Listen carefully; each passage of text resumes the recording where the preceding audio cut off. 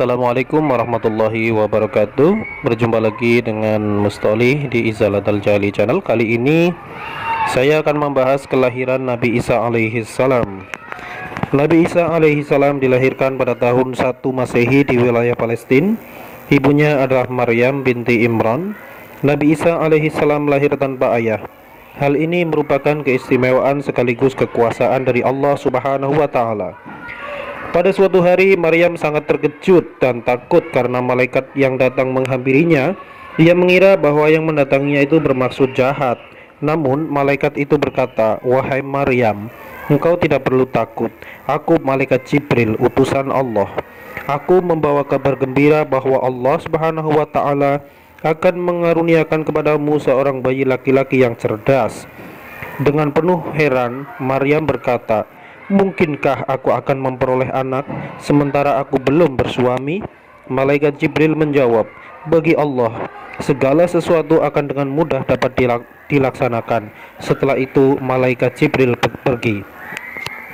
Tidak lama kemudian, Maryam mengandung. Untuk menghindari ejekan orang, Maryam meninggalkan Baitul Maqdis. Pada saatnya lahirlah bayi yang dikandung Maryam dengan selamat.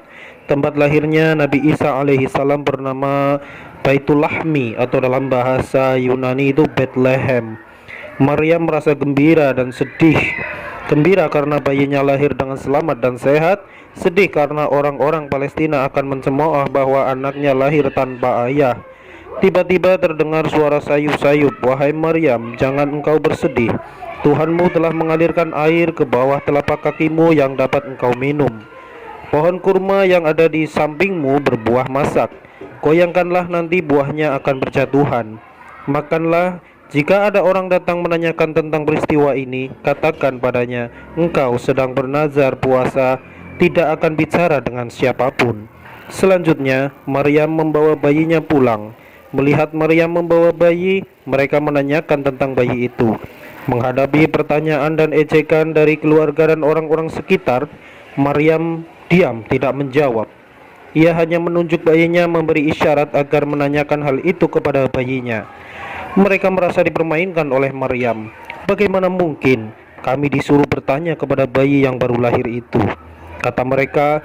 Alangkah terkejutnya mereka ketika bayi mungil itu berbicara dengan suara lantang dan jelas.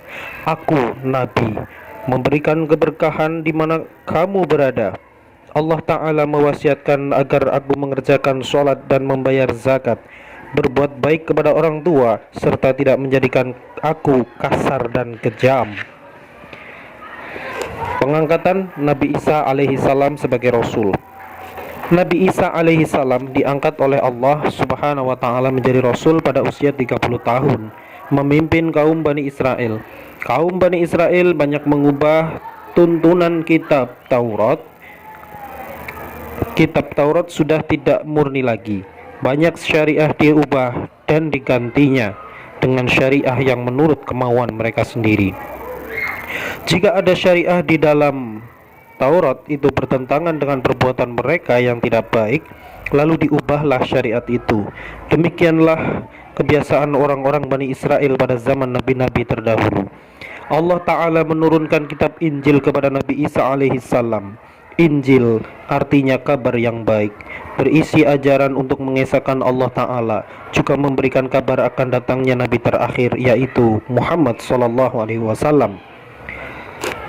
Wafatnya Nabi Isa alaihi salam. Pada suatu hari, Nabi Isa alaihi salam mendengar bahwa dirinya akan dibunuh. Nabi Isa alaihi salam pun bersembunyi di sebuah rumah yang sunyi dan aman. Akan tetapi seorang pengikut Nabi Isa alaihi salam yang bernama Yudas Iskariot berkhianat.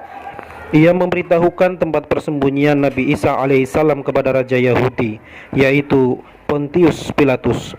Tentu saja orang-orang Yahudi yang akan membunuh Nabi Isa alaihi salam langsung menuju tempat persembunyian Nabi Isa alaihi salam. Yudas masuk lebih dahulu. Allah Ta'ala menunjukkan kekuasaannya. Yudas Iskariot si pengkhianat itu wajahnya diubah seperti wajah Nabi Isa alaihi salam. Begitu melihat Yudas Iskariot yang telah menyerupai Nabi Isa alaihi salam, orang-orang Yahudi segera menangkapnya. Akhirnya Yudas Iskariot dibunuh dan disalib di bukit Golgota. Sementara Nabi Isa diselamatkan oleh Allah Ta'ala dan diangkat ke langit. sebagaimana firman Allah Subhanahu wa taala, Bismillahirrahmanirrahim. إذ قال الله يا عيسى إني متوفيك ورافعك إلي ومطهرك من الذين كفروا وجاعل الذين اتبعوك فوق الذين كفروا إلى يوم القيامة ثم إلي مرجعكم فأحكم بينكم فيما كنتم فيه تختلفون.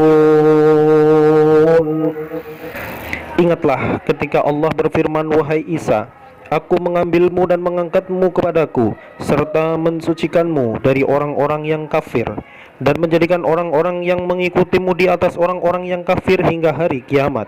Kemudian kepadaku engkau kembali, lalu aku beri keputusan tentang apa yang selalu kamu perselisihkan.